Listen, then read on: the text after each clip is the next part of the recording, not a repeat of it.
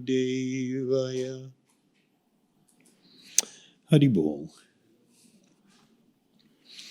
So tonight I'm going to talk about moon craters and rescue dogs. Seriously. When I was reading some of the reports of the moon landing and the enormous challenges and difficulties in trying to find a place to put down that's not filled with boulders and rubble and moon craters and all kinds of, things that are going to cause a disaster.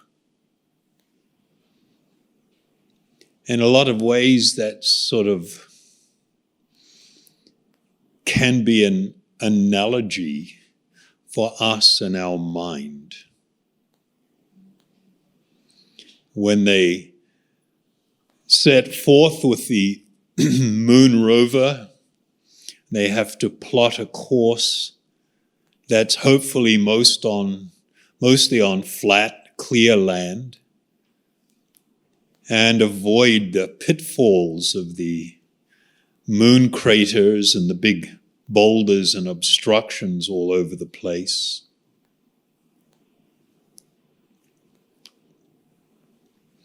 This is kind of like what we also need to be doing in terms of how we utilize our mind. The alternative to not being the one utilizing and directing the mind is kind of like, you see the big floods that they had here, and you see all around the world when there's these big floods and things are getting swept away, particularly when it's like really a wide area and there's like houses and cars and all kinds of things in the water. And if you were caught up in that, you would be probably spending as much time trying to avoid the trees and logs and debris and broken parts of houses and things as you would trying to swim. It's like you'd be just totally preoccupied with trying to stay afloat and avoid getting smashed. This is also an analogy of what it's like when we really don't exercise control of the mind and we don't attempt to utilize this wonderful ability that we have to actually step back from your mind. To not only step back, it's kind of like what they do with the moon rover. Before proceeding, you need to sort of plot the course. Okay, how do we get around this and how do we avoid that and how do we arrive at our destination? Unfortunately, we live in a time where for the past 100 years, you're seeing this massive manipulation of a population. It's called consumerism, where people have literally ceded, the sovereignty of your own mind to advertisers, to, and of all things, influencers. It's like, oh my God, you're joking, an influencer? It's ridiculous. I mean, it'd be something if the influencer was a heroic character of great virtue and who is really guiding people in a really extraordinary way and encouraging people and uplifting. But mostly the so-called influencers are just teaching envy and greed and endless consumption and shittiness and, all this gossip stuff and talking crap about others. And it's just like, oh, this is what we've come to. There is one of the a former director of Facebook. He bailed on Facebook relatively early, and he stated that they have literally rewired our brains so that we are detached from reality and immersed in tribalism. Okay, this is somebody that was behind setting up the business model, behind setting up all the technology. And his conclusion about what it's doing to people is that it's catastrophically bad.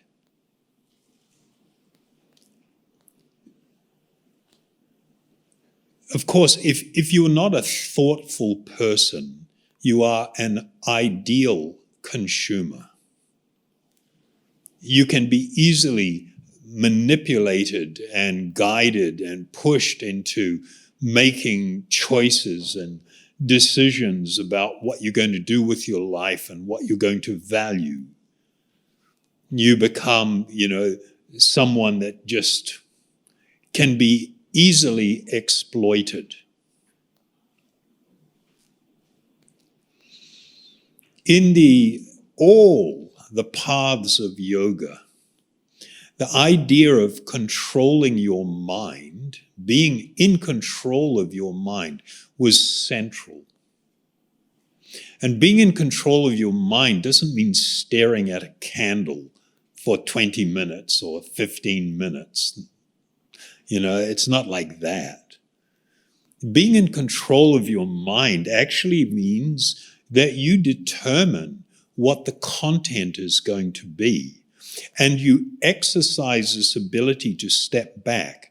When a person has been swept away in a flood, somebody got too close to the edge of the road where the water was running, or they tried to save someone or something, and then they get swept away, you have lost control. You are now just fighting for your life, trying to avoid all obstacles that are raging in the water. You're not even thinking about where you're going. It's just trying to keep head above water and hoping that somewhere there's going to be an opportunity to get out of the situation. When we surrender our independence and sovereignty to simply all of the desires that are actually often being just planted in our mind, then that's what's going on. We're like in the raging torrent, and we're just there trying to tread water and look around and hope that there's going to be some sort of like brilliant outcome here. Whereas in reality, we should be doing more like what they're doing with the moon rover. We plot a course. We seek to avoid things that are going to cause our pain and suffering, our downfall in different ways. But people are not trained to do this. They're not trained to do it because it goes against the whole idea of consumerism. They want you to be empty, easily manipulated and subject to just, impulse, acting on impulse. Whereas if you want to live a better life, acting on impulse is not a good way to try and live. The outcomes invariably are going to be bad. And then we wonder why I'm so unhappy. We don't even recognize the role that we're playing in our own unhappiness through the bad choices that we make. Our job is actually to infuse our mind with goodness. You want a good life?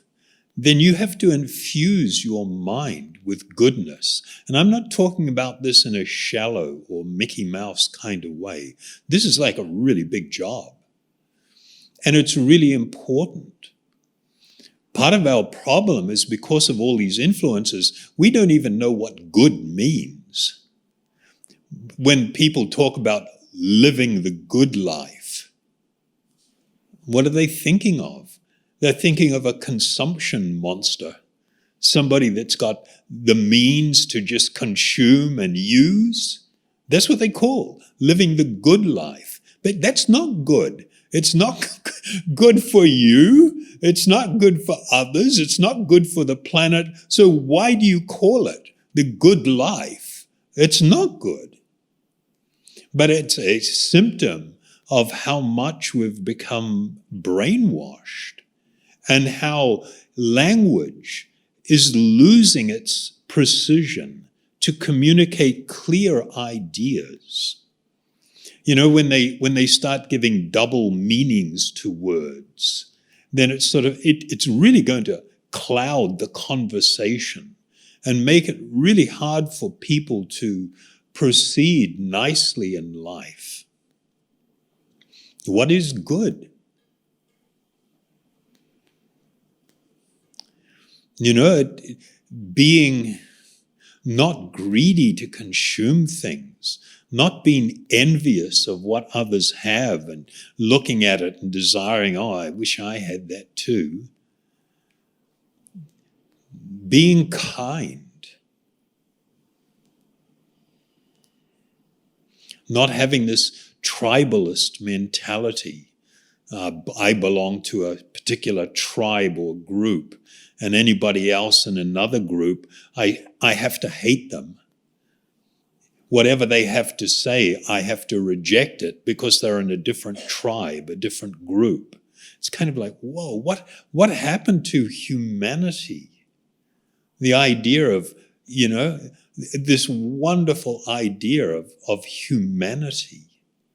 I mean, humanity was a wonderful word because it didn't just speak about like the human race, but humanity meant to show compassion, to show empathy, to show kindness. These were characteristics of humanity. And it's kind of like, wow, where's that one all gone? The need for us to begin to, it's not isolating yourself, but it's actually exercising your intelligence. You decide what you're going to let in and what you're going to keep out. You're going to decide what it is that is of true value, lasting value. And think about how I need to actually begin to not just take on board, but embody, you know, these principles.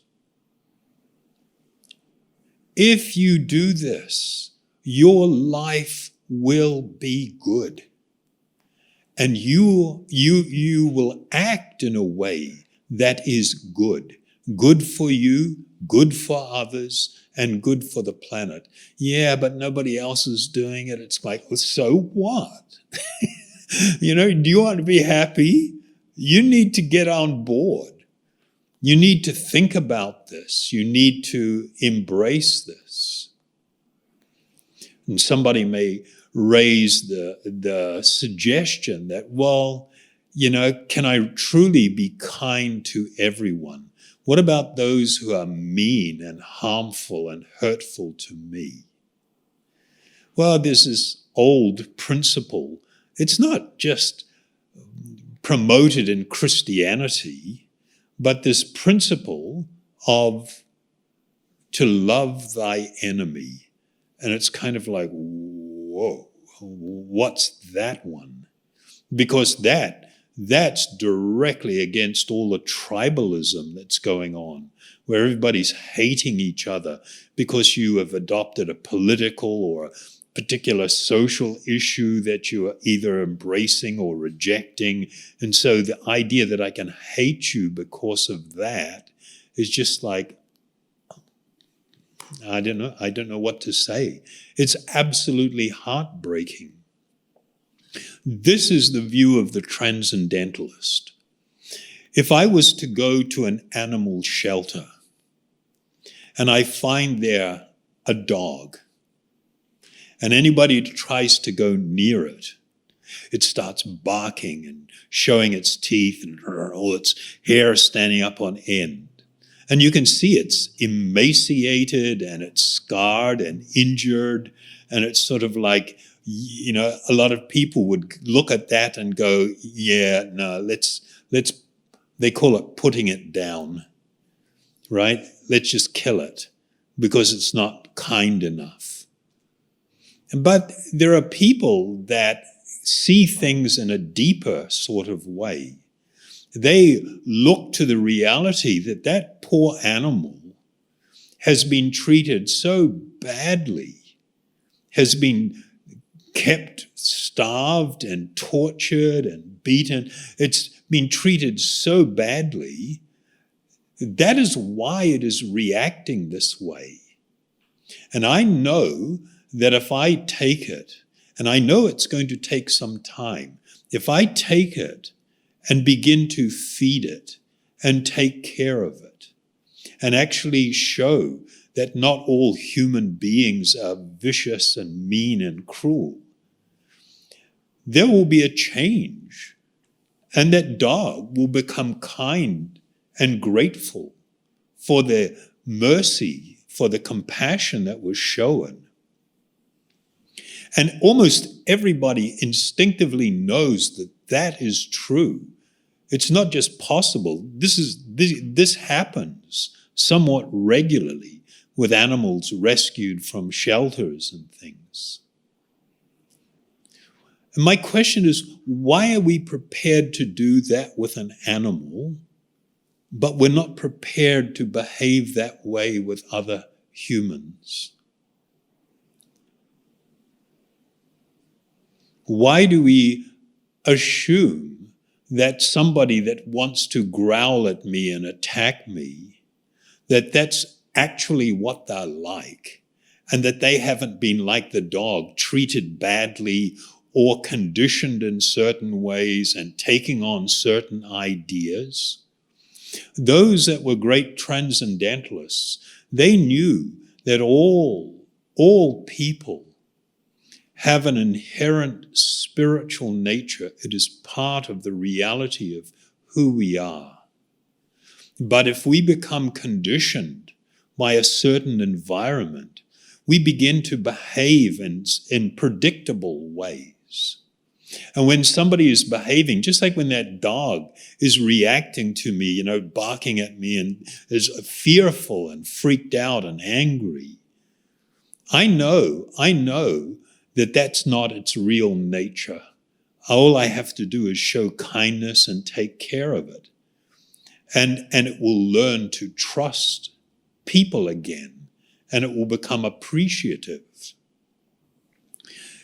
In a similar way, those with actual spiritual vision, when they engage with the world and people in the world, they have that understanding. They have that understanding. And so they don't take such great offense at people's bad behavior. It's kind of like you feel sorry for them. And you wish them well, even if they declare themselves your enemy. You are their well-wisher. You don't seek to crush them and destroy them, because that doesn't help them, it doesn't help you. So the need to actually consider, what is the meaning of being good? What is the meaning of goodness?